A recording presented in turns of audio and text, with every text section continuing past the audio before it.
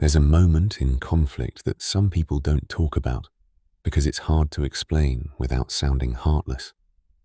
It's the moment your partner is talking. Maybe they're upset. Maybe they're hurt. Maybe they're just asking for something. And suddenly, your mind goes quiet. Your chest tightens. Your throat feels blocked. Your face goes neutral. Your words disappear like someone pulled the plug out of the wall. You can still hear them, technically. You can track that they're speaking.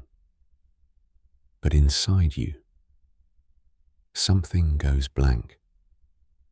And then, because you don't know what else to do, you do what you've learned to do. You shut down. You get silent. You look away. You become fine. You stop responding in a way that makes sense to the person in front of you. And to them, it looks like coldness. It looks like you don't care. It looks like you're punishing them with silence. But inside you, the truth is different. Inside you, it feels like your body just hit a wall. So let me name what most people never hear in a way that dissolves a lot of shame. Shutting down in conflict is not always a choice. Often, it's a nervous system state. And if you've been calling it a character flaw, you've been blaming yourself for a protection response your body learned a long time ago. If this is you, you probably know the cycle by heart. At first, you try. You stay present. You nod. You listen. You even mean it. But as the intensity rises, tone, volume, disappointment, criticism, urgency, something inside you starts feeling unsafe. Not because your partner is evil, not because the relationship is doomed, but because your body has a threshold. And once that threshold is crossed, your system moves into a mode that has one job: reduce threat. That's when you stop being able to think clearly. That's when you lose access to the words you rehearsed in your head.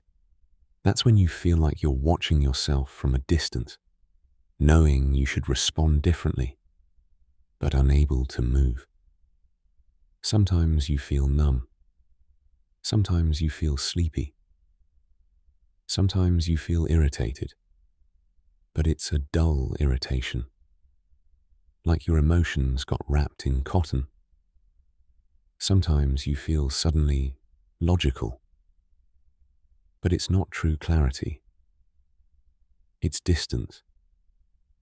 Sometimes you find yourself agreeing just to end it. Sometimes you walk away and can't explain why you left. And afterward, when the moment passes, you feel the guilt. You replay it. You think, why couldn't I just talk? Why do I do this? Why do I always freeze? Why can't I be normal? You might even feel ashamed of your partner's pain, like you failed them by disappearing. Or you get defensive because shame hurts, and defensiveness is easier than admitting you went offline. So you say things like, I don't know what you want me to say, or you're overreacting, or this is pointless. Not because you want to harm them, but because your system is trying to escape, and the relationship starts interpreting your shutdown as rejection. They push harder to get you back. They raise the urgency because they feel you slipping away. They ask more questions. They demand answers. And that pushes you deeper into shutdown. Now you're both trapped in the same loop. One nervous system chasing connection through intensity, the other trying to survive intensity through disconnection. That's not a communication style. That's a nervous system pattern. Here's the shift that changes everything. You can't shame a nervous system into safety. If your body is shutting down, it's not responding to logic. It's responding to perceived threat. And perceived threat doesn't need to be real danger to be real to your body. It just needs to resemble something your nervous system learned to fear. Conflict, disappointment, raised voices, unpredictable emotion, the risk of being misunderstood, the risk of being punished, the risk of being trapped, the risk of failing. This is where the nervous system state's codex becomes essential, because it gives you language for what's actually happening without turning you into a diagnosis. Through a soft polyvagal lens, we can describe it simply. There are states where you feel safe enough to connect. There are states where you feel mobilized, fight or flight, ready to argue, fix, defend, escape. And there are states where your body chooses shutdown, freeze, collapse, because mobilization didn't feel possible or didn't feel safe. Shutdown is not, I don't care. Shutdown is often, I can't. It's the body conserving energy, reducing sensation, narrowing awareness, and attempting to end threat by going still. That's why you can't just communicate in that moment. The part of your nervous system that supports social connection goes offline. Your body isn't trying to be unkind, it's trying to survive. And if you keep treating shutdown like a moral failure, you'll never learn how to return from it. You'll only learn how to hide it.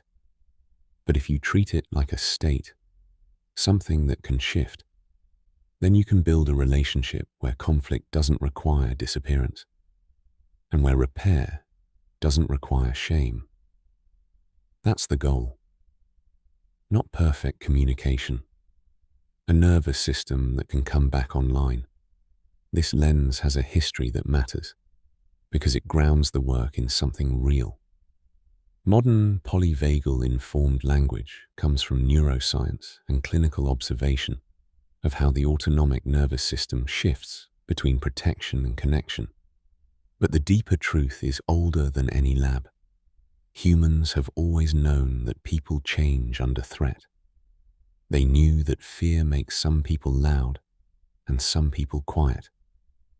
They knew that some people fight and some people disappear. They knew that safety changes the voice, the eyes, the posture, the breath. Older cultures often built regulation into the fabric of community through ritual. Breath, song, rhythm, communal movement, warmth, shared meals, touch, silence. Not as aesthetic practices, but as nervous system technologies. The body returns through signals, not lectures. That's why this matters in relationships, because conflict isn't only about the topic. Conflict is a physiological event. Two bodies, two nervous systems, two histories of threat and safety, two different thresholds. And when those thresholds collide, the nervous system picks a strategy fast. So the question stops being, why are you like this? And becomes, what does your body believe is happening right now?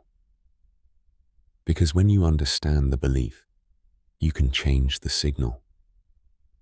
And when you change the signal, you can change the state. You can see this in real life instantly.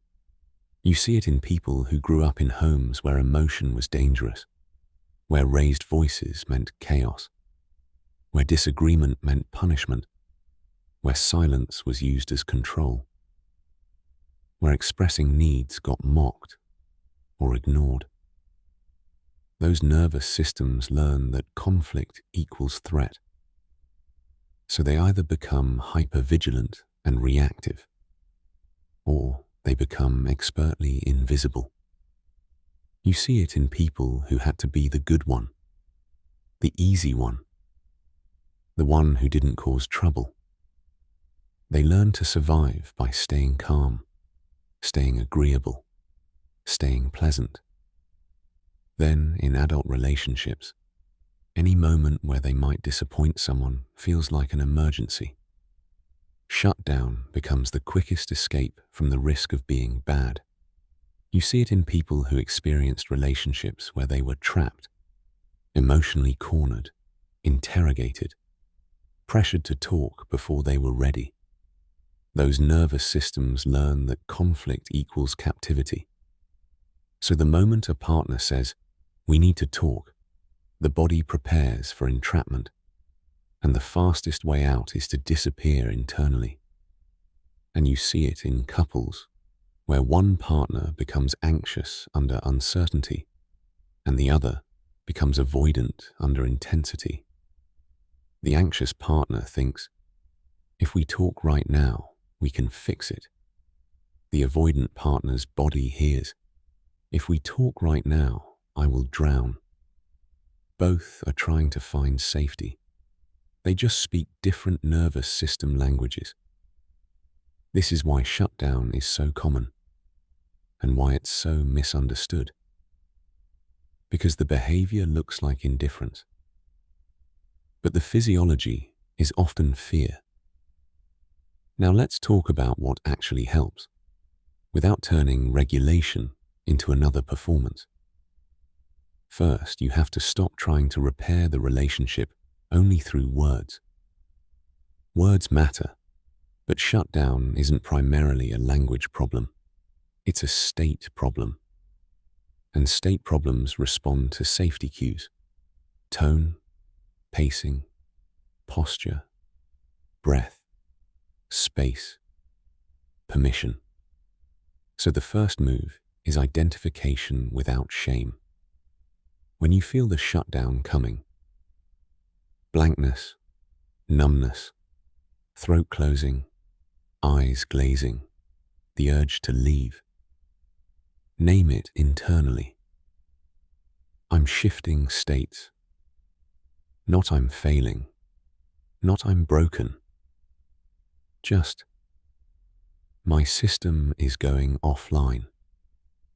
That sentence alone reduces panic because it gives your body context instead of condemnation.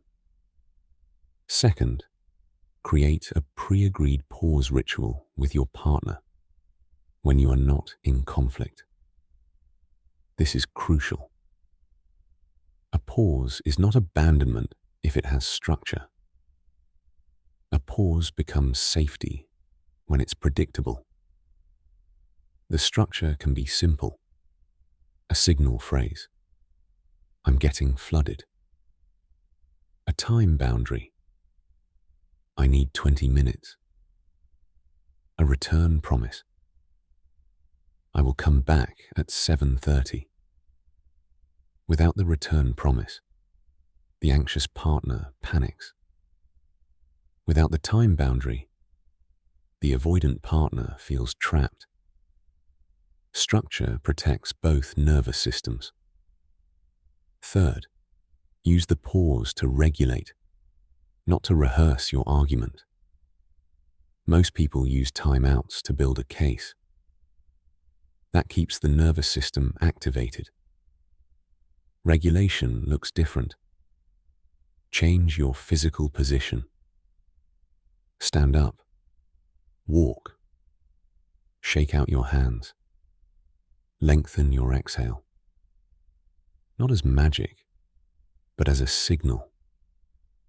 Action isn't required right now. Orient your eyes. Look around the room slowly and name ordinary objects. This tells your brain, I'm here and I'm not in the past. Use temperature. Cold water on wrists. Warm tea. A shower. Basic sensory cues that shift state. This is not spiritual. It's biology. Fourth, when you return, start smaller than your pride wants. Shutdown often comes with a fear of saying the wrong thing, so you try to come back with the perfect speech. That pressure can re-trigger shutdown. Start with one true sentence. Examples. I care. My body just went offline. I want to stay with you. I need a slower pace. I'm not ignoring you. I'm overwhelmed. Can you say it again, but more slowly? These sentences aren't excuses. They're bridges. Fifth, learn the difference between content and tone. Many shutdown patterns are triggered less by what's being said and more by how it feels in the body. Volume, speed, facial tension, sarcasm, contempt, interrogation. If your partner's tone is sharp, your nervous system might not be able to process even a reasonable request. So the repair might be as simple as renegotiating tone and pacing as part of conflict agreements. That's not being fragile. That's creating a nervous system compatible relationship. And finally, if you are the partner of someone who shuts down, the invitation is this. Stop escalating to get connection. Escalation works short-term because it forces a response. But it trains the nervous system to associate conflict with threat. Instead, lower the intensity while holding the truth. Slower voice. More space. One request at a time. Fewer rapid-fire questions. That's not letting them off the hook. That's making repair possible. Because repair is not won by force. Repair is built by safety. Now let's name the after. Because this is where hope becomes real before. Conflict felt like a cliff. You either performed through it, saying whatever to make it stop, or you disappeared inside it and then hated yourself afterward. Your partner felt abandoned. You felt ashamed. The relationship collected unresolved moments like stones in the pocket. And eventually the weight became too much. After, conflict becomes something else. Not fun, not easy, but workable. You start recognizing the early signs of flooding and intervening sooner. You pause without vanishing. You return without defensiveness. Your partner learns to lower intensity instead of chasing. You both learn that your relationship doesn't have to choose between honesty and safety. And something subtle but powerful happens. You begin to trust that you can stay connected without betraying yourself. You learn that your nervous system can be protected without shutting love out. You discover that you can repair without a perfect conversation because your presence becomes the proof. That's what mature love looks like. Not two people who never trigger each other. Two people who know how to come back. Because transformation is internal first. It begins the moment you stop calling your shutdown who I am and start calling it a state I can shift. And when you do that, your relationships stop being hostage to your biology. They become a place where biology is understood. If you're honest, what happens in your body right before you shut down? Tight throat, blank mind, numbness, urgency to leave. And what one sentence could you use the next time conflict rises that would protect your nervous system without abandoning connection? Shutdown isn't the absence of love. It's a protection strategy your body chose when intensity felt unsafe. And the moment you learn how to regulate, you stop disappearing in the exact moments you want connection most. If this episode named your experience, share in the comments what your shutdown looks like and what helps you come back. Subscribe if you want more Prophecy Pulse episodes that translate relationship pain into pattern so you can build love that doesn't require self-erasure to survive.